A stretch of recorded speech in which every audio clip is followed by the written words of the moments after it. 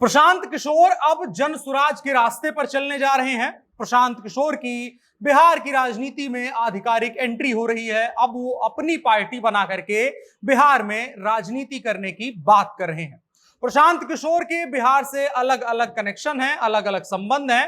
प्रशांत किशोर की पैदाइश बिहार की है। प्रशांत किशोर ने अगर राजनेता के तौर पर हिंदुस्तान में कोई पद ग्रहण किया है तो वो केवल जनता दल यूनाइटेड के साथ में किया है, जो बिहार में वर्तमान में सरकार चला रही है।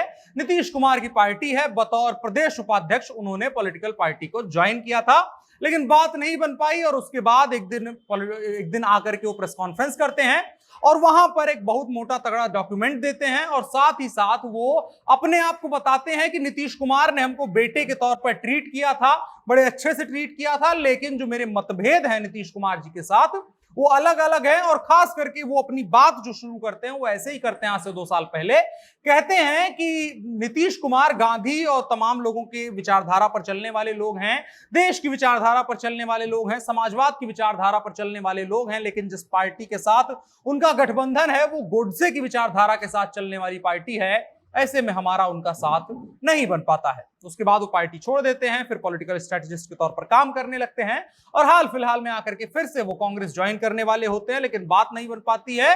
और उसके कुछ दिनों के बाद प्रशांत किशोर आज सुबह ट्वीट करते हैं कि जैसे मैं अपने पन्ने पिछले पलटता हूं तो मुझे लगता है कि जनता के बीच में जाने का वक्त आ गया है, मास्टर के बीच में जाने का वक्त आ गया है और इसकी शुरुआत जनसुराज के जरिए बिहार से ही होगी। अब इसके क्या क्या मायने हैं उनको समझने की कोशिश करते हैं। हालांकि प्रशांत किशोर को लेकर के कोई अंदाजा लगाया जाना बहुत मुश्किल काम है, क्योंकि प्रशांत किशोर हमेशा कुछ ऐसा अनएक्सपेक्टेड करने के लिए तैयार रहते हैं, लेकिन फिर भी समझने की कोशिश करेंगे।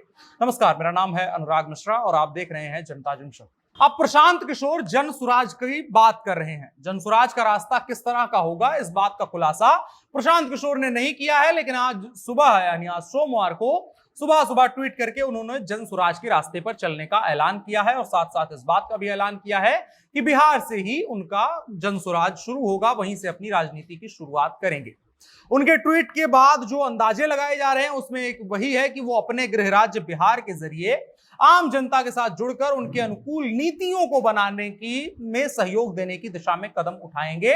बेसिक बात इतनी है कि बिहार के रिफॉर्म के लिए वो बात करेंगे और नया सपना बेचने की कोशिश करेंगे बिहार और बिहारियों को कि हम आपको बेहतर बना सकते हैं। याद रखिए, जब जनता दल यूनाइटेड का उन्होंने साथ छोड़ा था तो यही कहा था कि नीतीश कुमार ने बिहार में काम अच्छा किया है, शुरुआती कार्यकाल में काम अच्छा किया है, लेकिन उसके बाद नीतीश कुमार में एक रूपता आ गई, एक रास्ता आ गई और वो लगातार अपने आप को इवॉल्व नहीं करते रहे। और आज की तारीख में वो सिर्फ एक ही बात का उदाहरण दे सकते हैं कि जंगल रास्ता हम आपको जंगल रास्ते से निकाल करके लेके आए हैं। अब प्रशांत किशोर कोशिश क्या कर सकते हैं बिहार में, इस चीज का अंदाजा लगाइए।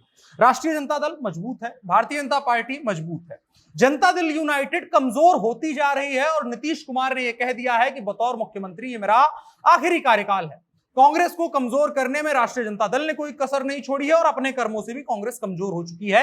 यानी एक तीसरे दल के लिए रास्ता बनने की तैयारी दिख रही है। आने वाले 4-6 वर्षों में एक नए दल के प्रादुर्भाव, एक नए दल के लिए जगह होगी जो एक तरीके से कांग्रेस और जनता दल यूनाइटेड का मिला जुला स्थान ले सके। अब दोनों की पॉलिटिक्स सेकुलर रही है, दोनों पार्टियां जातिवाद को अपना फोकस पॉलिटिक्स नहीं रखती हैं, दोनों ही पार्टियां धर्म के आधार पर बात नहीं करती हैं, दोनों ही पार्टियां सेकुलर पॉलिटिक्स लिए जानी जाती हैं और देश हित को साथ में लेते हुए राज्य के हित की बात करती हैं। और उन दोनों का स्थान प्रशांत किशोर ले सकते हैं, ऐसा नजर आ रहा है, क्योंकि भाजपा और राजद ये दोनों दो धड़े होंगे जो अभी भी बचे रहेंगे। लेकिन जनता दल यूनाइटेड से जब नीतीश कुमार खत्म होंगे, नीतीश कुमार का कार्यकाल खत्म होगा और वो अपनी राजनीतिक पारी को गुड बाय बोलेंगे, उसके बाद जनता दल यूनाइटेड भी टूटेगी, इस बात के भी आसार हैं।